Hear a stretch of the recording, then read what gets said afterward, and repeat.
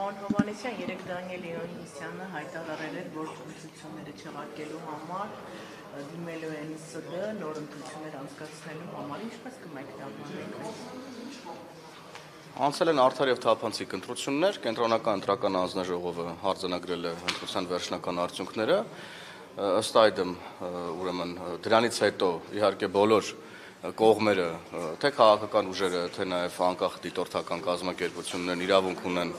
համապատասխան իրավական գործընթացներն անել բողոքարկելու տեսանկյունից, դրա համար կա բարձր դատարան, սահմանադրական դատարանը, եւ բոլորն ազատ են դիմելու սահմանադրական դատարան։ Իմ մեկնաբանությունը, քաղաքական մեկնաբանությունն այն մասին է, որ ես չեմ տեսնում որևէ հիմք ընտրությունների արդյունքների վիճարկման վերաբերյալ։ Պարոն Հովհաննիսյան, իսկ ընտրակաշառք բաժանած ուժերի ճակատագիրը ի վերջո ինչ պետք է լինի, երբ իշխանություն երբ է այսպես գործուն քայլեր ձեռնարկելու այդ ուղղությամբ։ Մենք արդեն ունենք քննարկումներ այդ իմաստով եւ պարզ է, որ այն մարդիկ, որոնք այս պահին մեղադրյալի կարգավիճակում են, իրենք իրենց գրպանի փողը չեն բաժանել, իրանք իրար մեջ չեն այդ փողերը բաժանել, պարզ է, որ պետքա գնանք եւ հասնենք գլուխներին եւ այստեղ գործել է հանցավոր սխեմա, որը ամբողջ Հայաստանի տարածքով են ուրեմն փորձել գործարկել, ինչի արդյունքում էլ նաև ստացել են այսքան ձայն։ Ես ցավում եմ սրա համար, որ տրվել են Հայաստանի Հանրապետության քաղաքացիները ընտրակաշառքներին եւ ընտրակաշառքի բերումով եւ այլ ուրեմն հանցավոր ներգործությունների բերումով գնացել են տեղամասեր եւ իրենց քվեն տվել են ուրեմն պատերազմի եռագլուխ կուսակցության ներկայացուցիչներին։ Բոլորը պետքա պատասխան տան օրենքի առաջ եւ խոսքը ելի եմ կրկնում չի կարող վերաբերել միայն այն մարդկանց, ովքեր, այսպես ասած, գործի վրա բռնվել են։ Պետք է ավելի խորը քննություն իրականացվի, հանցավոր սխեման ամբողջությամբ պարզվի եւ բացահայտվեն պատվիրատուները, գլուխները, այն մարդիկ, ում գրպանից այդ փողը գնացել է ներողությունս արտահայտությանս այդ տասովշիկներին, ովքեր որ արդեն հողի վրա իրականացրել են այդ հանցավոր գործունեությունը։ Պարզա, որ մենք գործ ունենք, ուրեմն, երբ որ ես ասում եմ հասնենք գլուխներին, ես նկատի ունեմ եւ իմ կասկածանքները եւ բոլորիս կասկածանքները տանում են բնականաբար պատերազմի եռագլուխ կուսակցության ղեկավարներին։ Պարոն Հովհաննիսյան, պատերազմի եռագլուխ կուսակցություններից առնվազն երկուսը հայտնվել են խորհրդարանում եւ այդ երկու քաղաքական ուժերի վերաբերյալ դատելով իրավապահների տարածած բազմաթիվ ձայնագրություններից, համախմբություններից բաժանվել է ընտրակաշառք։ Ընտրակաշառքի հանգամանքը հաշվի առնելով այս քաղաքական ուժերը փաստորեն իրենց ձայների որոշակի մասը ստացել են ընտրակաշառքի միջոցով։ Արդյոք չի դելեգիտիմացնում խորհրդարանական ընդդիմությանը դելեգիտիմացնում է, բայց ես տեսա նաև գնահատականներ խորհրդարանի ընդհանուր մասին, Հայաստանի Հանրապետության քաղաքացիների մեծամասնությունը իր վստահության քվեն տվել է քաղաքացիական պայմանագիր կուսակցությանը, ձևավորված է խորհրդարան, կենտրոնական ընտրական հանձնաժողովը,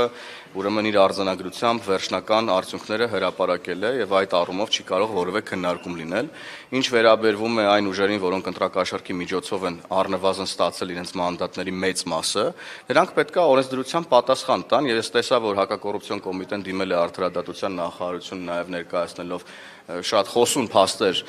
համակարգված ընտրակաշառքի բաժանման մասին եւ իմ գնահատականը, իմ գործընկերների քաղաքական գնահատականն այն է, որ համակարգված ընտրակաշառքով քաղաքական գործունեություն ծավալող կուսակցությունները, քաղաքական ուժերը պետք է հնարավորություն չունենան զբաղվելու քաղաքականությամբ եւ դրա համար պետք է համապատասխան օրենսդրություն մշակվի։ Մենք կշարունակենք որպես խորհրդարանական ուժ այդ օրենսդրության մշակման ուղղությամբ մեր քննարկումները, հույս ունեմ, որ արդարադատության նախարարությունում էլ են նման ուրեմն գործընթացներ տեղի ունենում։ Մենք պետք է քաղաքականությունից դուրս բերենք փողը եւ չի կարող Հայաստանի Հանրապետությունում լինի մի քաղաքական ուժ, որի միակ ուրեմն հենարանը փողն է, զրո բովանդակությամբ մարդիկ մտնում են քաղաքականություն օգտագործելով փողը, տեսնում ենք, որ որոշակի ազդեցությունների են կարողանում հասնել եւ օրինակ մանդատներ գողանալ Հայաստանի Հանրապետության ժողովրդից։ Սա պետք է օրենսդրական մակարդակում կանխվի եւ ընդհուպ մինչեւ պետք է այնքան խիստ օրենսդրական կարգավորումներ լինեն, որ նրանց ուղղակի արգելվի զբաղվել քաղաքականությամբ, մասնակցել որևէ ընտրական գործընթացների։ Մենք առաջիկայում ունենք ուրեմն թիմ ընտրություններ, մի շարք համայնքներում եւ ես կարծում եմ մինչեւ այդ թիմ ընտրությունները պետք է որոշումներ կայացվեն եւ պետք է օրենսդրությունը մշակվի այս իմաստով։ Ձեր ասածը post factum կատարվելիք գործընթաց պիտի լինի, պարոն Հովհաննիսյան, բայց այս պահի դրությամբ արդեն իսկ ձևավորված խորհրդարանում ընտրակաշառքի գործոնով մանդատների մեծ մաս, ինչպես դուք եք ասում, ստացած խորհրդարանական ընդդիմության հետ, ինչպես եք պատրաստվում աշխատանք։ Դժվար է աշխատանքը պատկերացնել այդ մարդկանց հետ, ես հիմա պատկերացնում եմ միայն մեկ բան, թե ինչա նրանց հետ տեղի ունենալու, երբ որ մտնենք խորհրդարան, նրանք հատ-հատ պատասխան են տալու իրենց յուրաքանչյուր ուրեմն հնչեցրած կեղծ թեզերի համար, հատ-հատ պատասխան են տալու յուրաքանչյուր դրամի համար, որով փորձել են գնել Հայաստանի Հանրապետության քաղաքացուն։ Նրանք շատ դաժան իրականություն է սպասում ազգային ժողովում, քաղաքական առումով, մենք նրանց ոչնչացնելու ենք քաղաքական առումով ազգային ժողովի դահլիճում, եւ այս նախորդ ընդդիմության հետ տեղի ունեցածը ծաղիկներ է լինելու այս նոր եռագլուխների համար, որոնք կմտնեն խորհրդարան, թող գան խորհրդարան, մնացածը արդեն քաղաքական իրողությունները ցույց կտան, բայց մենք չենք պատրաստվում ուրեմն աչք փակել այն ամեն ինչի վրա, ինչ որ տեղի է ունեցել քարոզարշավի ընթացքում բազմաթիվ խոստումներ ենք տվել մեր քաղաքացիներին, բազմաթիվ հանձնարարական ենք ստացել մեր քաղաքացիներից եւ մենք գնալու ենք մեր խոստումների ճանապարհով։ Պարոն Հովհաննիսյան, այսինքն այս պահից արդեն դուք ասում եք, իրազեկում եք, որ բովանդակային քննարկում չսպասեք, հարգելի ընտրողներ, հարգելի քաղաքացիներ, այստեղ կներեք արտահայտությանս համար լինելու են հայտնի տուրուտմփոցները, ինչին ականատես էինք լինում այս գումարման խորհրդարանում, ձեր ասածը դա էր։ Ոչ, իմ ասածը դա չէր, ես ասացի, որ քաղաքականապես ոչնչացնելու ենք պատերազմի եռագլուխ կուսակցության ներկայացուցիչներին խորհրդարանում։ Դա չի նշանակում, որ տուրը դմփոց է լինելու, դա նշանակում, որ բովանդակային առումով քաղաքականապես ոչնչացնելու ենք այդ ուժերին։ Իսկ խորհրդարանը շարունակելու է իր բնականon աշխատանքը, մեծամասնությունը քաղաքացիական պայմանագիր կուսակցությունը բազմաթիվ անելիքներ ունի օրենսդրական մակարդակում, ծրագրերի իրականացման մակարդակում, կառավարության ծրագրի իրականացման մակարդակում, նոր կառավարության արդեն ներկայացրած ծրագրի ներողություն իրականացման մակարդակում եւ այդտեղ բնականաբար մենք բովանդակության մասին ենք խոսում, այսքանն է։ Գնեք, դուք որ ասում եք այն ինչ այս ընդդիմության հետ եղել է ծաղիկներ է թվալ, մենք այս ընդդիմության եւ ձեր միջև տեսել ենք շշամարտ, բոքսի տեսարամարտ, մենամարտեր ենք տեսել, նույնիսկ անգամ այս վերջին շրջանում սեռական բնույթի հայոյանքներ էին ազգային ժողովի դահլիճի ուղիղ եթերում հնչում, սրանից ավել էլ ինչ պետք է լինի։ Սրանից պակաս պետք է լինի, բնականաբար մեզ առաջին հերթին մեզ դուր չի գալիս, որպես անմիջական մասնակիցներ ձեր ներկայացրած ուրեմն տեսարանների, մեզ առաջինը դուր չի գալիս ազգային ժողովում տեսնել նման ներկայացուցիչների, որոնք չեն գործուղվել ազգային ժողով օրենսդրական աշխատանքի համար, նիստերին մասնակցելու համար, առասարակ նրանք եկել են ազգային ժողովի աշխատանքները խաթարելու համար,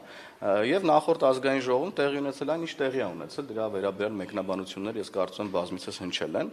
բայց ծաղիկներ երբ որ ասում ենք, տեսնում ենք, որ այսօր խորհրդարանական ընդդիմությունը անգամ ազգային ժողովի շենք չի գալիս։ Ազգային ժողովի շենք չի գալիս անգամ այսօրվա ընդդիմությունը, իդեպ այդ ընդդիմության մի մասը նորից մանդատներ է ստացել, ես չեմ պատկերացնում նրանք ոնց են շարունակելու աշխատանքը այսքանից հետո, ինչ երեսով են ընդհանրապես նրանք, հələ մի հատ քարոզարշավ են արել այդ երեսով, ու մի հատ էլ այդ երեսով պետքա գան ուրեմն նորից ազգային ժողով կամ չգան ազգային ժողով, իմ ընկալումն այն է, որ նրանք կրկին գալու են անբովանդակ, ուրեմն քննարկումների դաշտ փորձեն մեզ տանել, հետո էլի գան գրանցվեն գնան, որ գումար ստանան, հուսով եմ,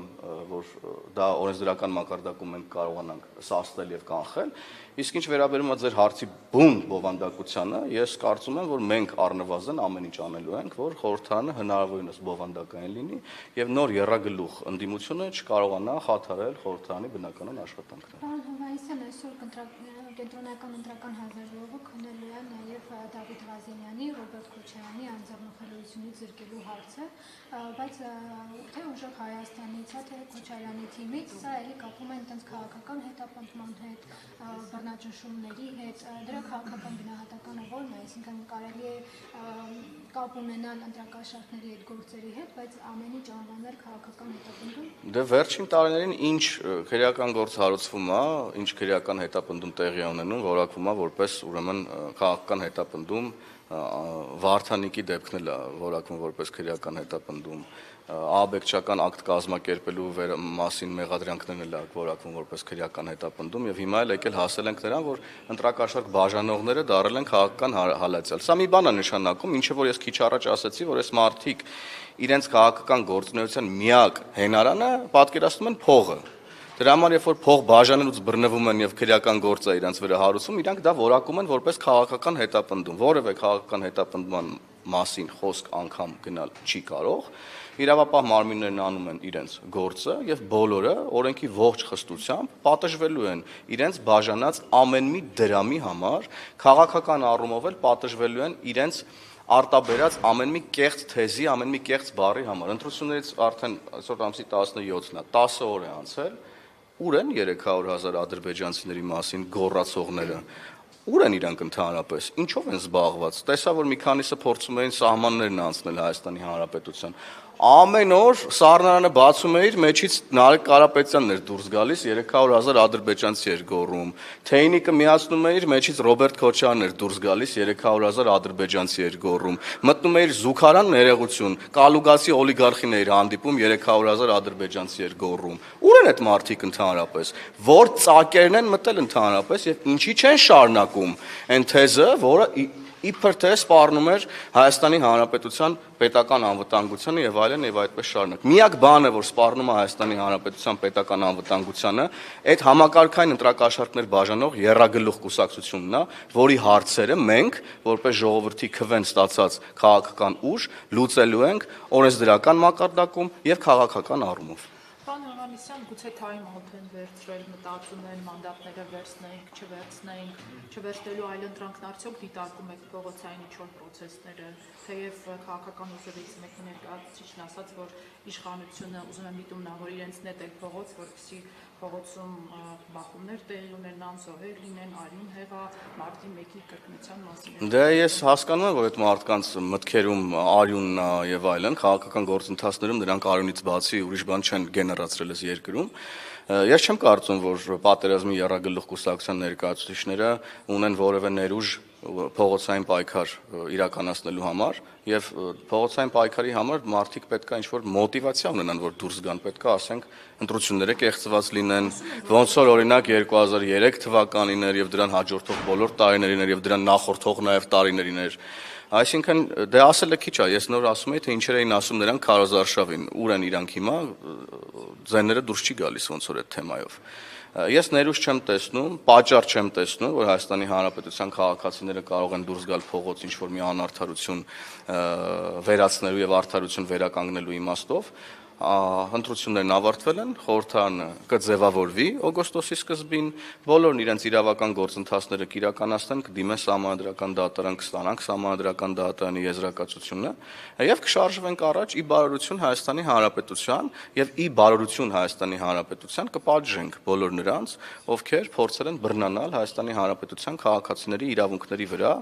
եւ հատկապես եւ գլխավորապես ուրեմն խոսքը գնում է Կալուգացի օլիգարխի կամ Կալուգացի շպիոնի Ռոբերտ Քոչարյանի եւ Գագիկ Ծառուկյանի մասին։ Նրանք պետքա ուրեմն